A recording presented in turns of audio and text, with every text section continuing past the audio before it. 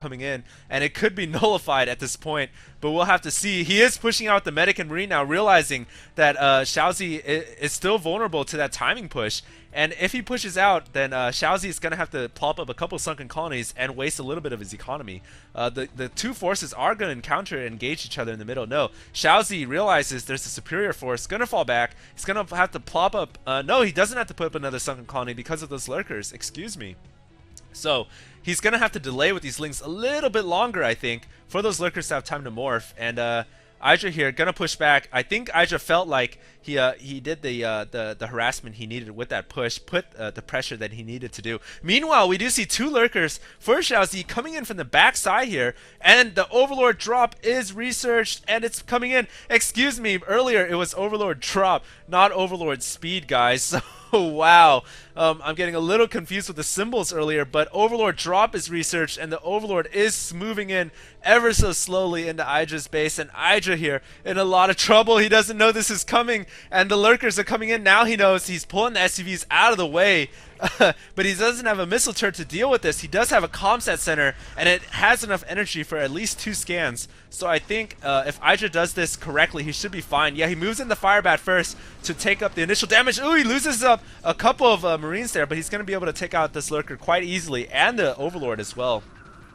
So the initial, I guess, Xia0zl did go for some cheese, guys. So he went for the cheese, but it was nullified, ineffective.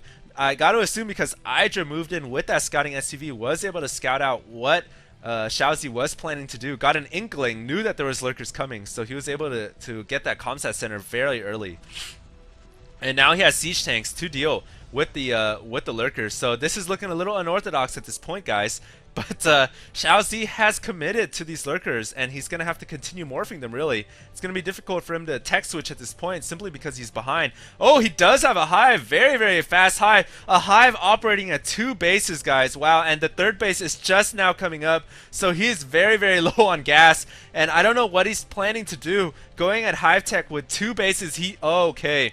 He realizes that he's behind now with that lurker drop nullified, ineffective. All those resources he committed to the Overlord drop has failed, and he's going to have to pull something even more bolder and more risky, and that, my friends, is going to be hive tech at 2 bases. He's going to try to get the Dark Storm to even things out. Meanwhile, he's attacking Idra's front door here. He's still got quite a bit of lurkers, but he's going to have to fall back with that siege tank in the back as well. Going to be able to push those lurkers away.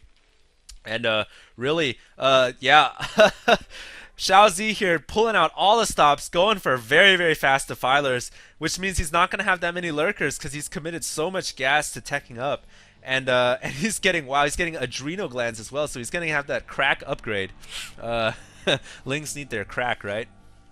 And we're going to have to see, is this going to be able to catch Idra off guard? Idra doesn't have science vessels up yet. He's just now getting the starport coming out, and those defilers are going to come out just a few seconds before the science vessels with Irradiate is ready. So perhaps Xia0zl is going to make it back in this game somehow, some way, with that very bold 2-hatch hive build. But as you guys know, Zerg players, when they have defilers, are very, very powerful against Medic and Marine.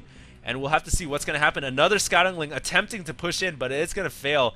Going to be a push away. Survives, however. Going to push away to the top of this ramp. And it's going to try to deny this SCV from scouting or perhaps constructing another expansion.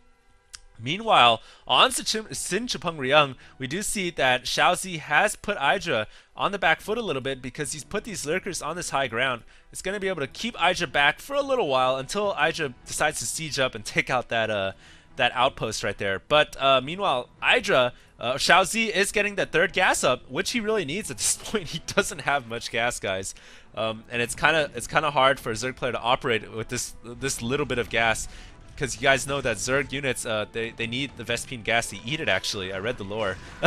Meanwhile, Idra here, Xia0zl pushing in with his cracklings, takes out one of the tanks for about 8 lings, not a bad deal. And now he reveals his Dark Storm, so Idra knows what's going on here, and he's got to be a little bit worried because there's a lot of lurkers and Dark Storm as well coming in. And whoa, what the hell just happened?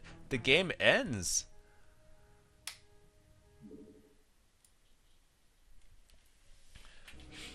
I guess that was it for Idra. I guess he just left the game or something. I don't know what happened at that point. Well, I'll go ahead and go on to cast the 4th game then, I guess.